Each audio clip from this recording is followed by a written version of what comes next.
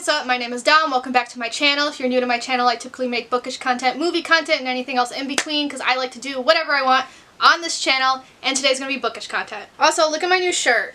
I don't have a viewfinder, so I have no idea what you can and cannot see. But like, look, it is Levi Ackerman. So anyway, back on track. Today we're going to do my July wrap-up and August TBR. It's like the same as the last time I made this video. I don't know what the hell is going on. I only read 3 books in July because for some reason I was just so burnt out.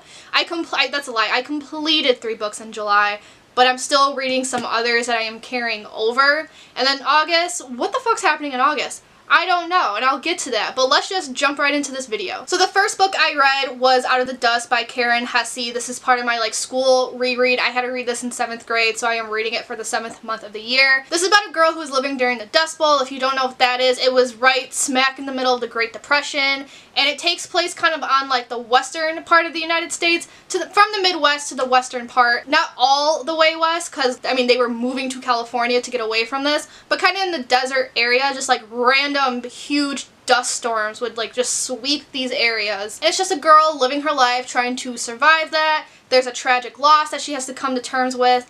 And I will say, I wasn't the biggest fan in 7th grade. In 7th grade, I was pretty bored with this, but reading it now, I fairly enjoyed it more. I'm a firm believer that sometimes you're requiring kids to read these books. They just don't have the, emotional intelligence, I guess I want to say. It's just, maybe it is because I have more life experience now too. I just got something different from this book than when I was 12. Because like I said, 12, I thought it was boring. But rereading it now, I thought this author did a wonderful job exploring the grief of a 14-year-old. That's the main theme of this novel. It's exploring grief after a familial loss. And usually I'm not the biggest fan of free verse poetry, which is what this is, and it does kind of read more like a novel than poetry, if that makes sense. But it worked really well, so I upped my star rating to 4 out of 5 stars. Some poems hit me in the gut, and I was like, wow, I don't remember that happening. But that was also the thing with this book. I remembered so little from this book that a lot of the things in here were kind of new to me the second time around. So the next book I completed, when I say I completed this book, I mean 2 days before July ended. That's just how burnt out I was from reading. But it was Tokyo Ghoul Volume 15. This is the second to last volume. So because it's the 15th installment of a sequel series, I can't say what the specific volume is about. So again, I'm going to explain. If you're new here, I will explain Tokyo Ghoul.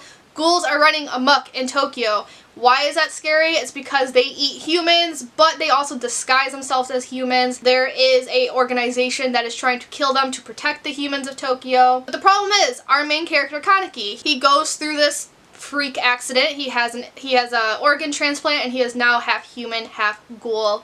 And it's his adventures from there. He understands both sides, and his goal in life is to have these species coexist. There's a lot of mental anguish in the series that I live for. It was inspired by The Metamorphosis by Frank Kafka, which I have not read yet, and I really want to. Kaneki also has the fear of being alone. That's another aspect of the series.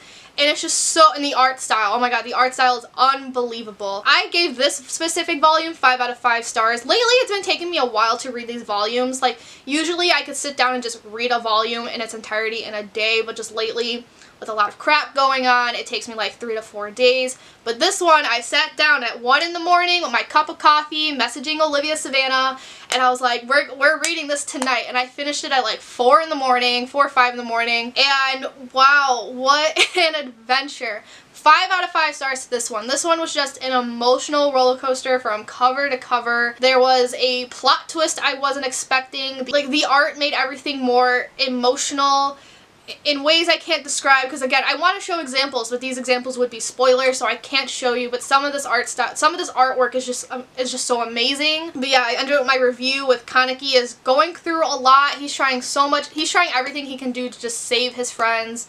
And I really hope this series has a happy ending. There is one more volume left. I really want to read it, but I'm scared to because that means the series ends. I'm scared, y'all. I'm so scared. Then the last book I completed in July was Unbroken by Lauren Hillenbrand. I've been listening to audiobooks every month, at least one audiobook per month, and this was July's pick. This book is the true story of Louis Zamperini. He was in the U.S. military during World War II. And what made me intrigued about Louis Zamperini's story is that I do love World War II stories. I eat them up all the time, except I read so many that were Eurocentric. And for Louis Zamperini, his is more about the Japanese side of the war. I've explained this in another video. When it comes comes to World War II, like, I didn't know what the Holocaust was until I was in 7th grade, so until I was 12 years old. But, like, I don't remember a time not knowing about the US versus Japan side of things. Like, I don't remember not knowing about Pearl Harbor. I don't remember not knowing about Okinawa. But even then, I feel like my knowledge on World War II is more on the Eurocentric side than it is on this side.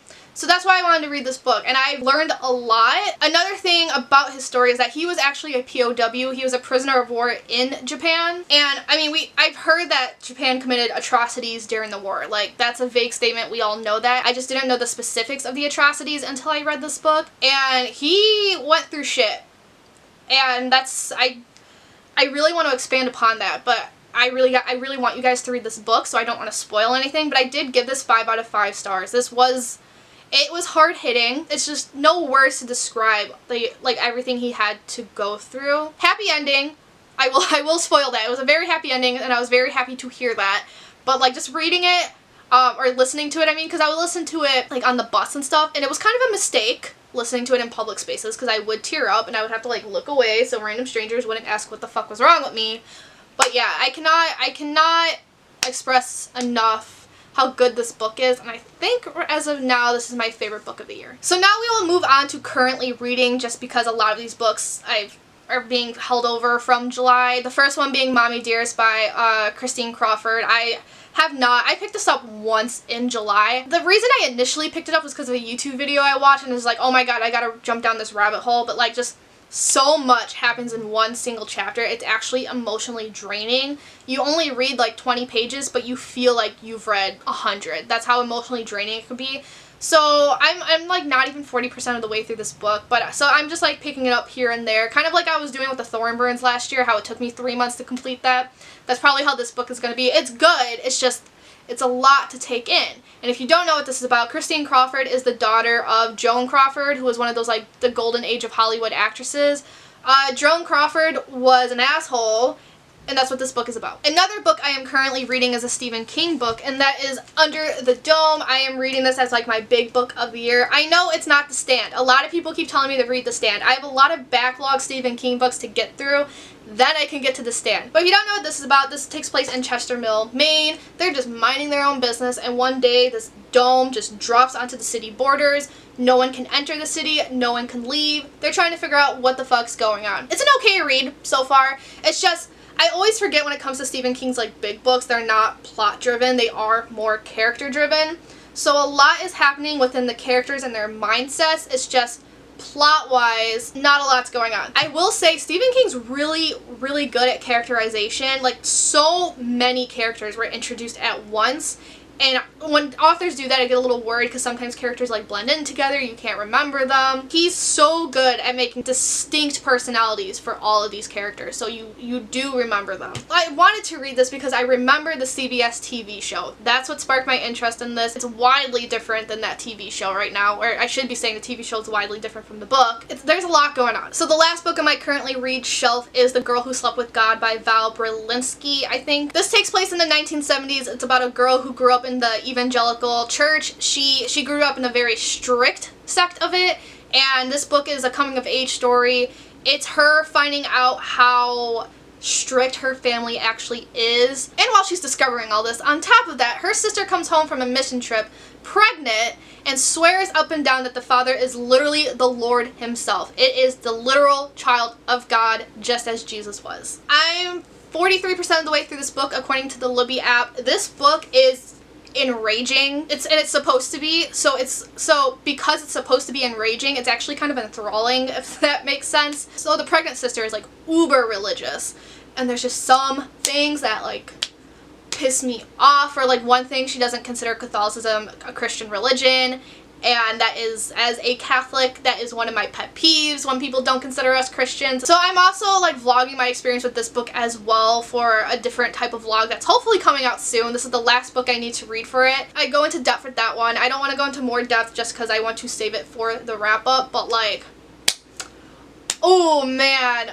Oh, like, just the pregnant sister's just one of those characters where there's like things, if she said to me in real life, I would just deck her across the face. I'd deck her in the mouth, knock her fucking teeth out if she spoke to me the way she speaks to some people. She's supposed to make you feel that way, so it sounds weird because I feel like I'm complaining about something when it's really just the author doing her job. So it's a testament to how well written this book is. And oh my god, y'all. So now we're going to move on to my August TBR. Of course, we're going to do my monthly audiobook, and that's going to be Anne Frank Remembered by Miep Gies. Miep Gies is the woman who helped Anne Frank. There's not much more to say about that. Like, she's just going to talk about her time protecting them during the war. And that's it. Also, again, if you're new here, if you're not new here, you're going to be just hearing a repeat. But if you're new here, I have been rereading books I had to read for school all throughout the year. August is the 8th month of the year, therefore I am rereading a book from 8th grade. I have chosen Romeo and Juliet by William Shakespeare, literally because in 8th grade I hated almost every book I had to read. This one I just disliked the least. And you're probably wondering, why are you putting yourself through that? I don't know, because maybe I'll change my mind.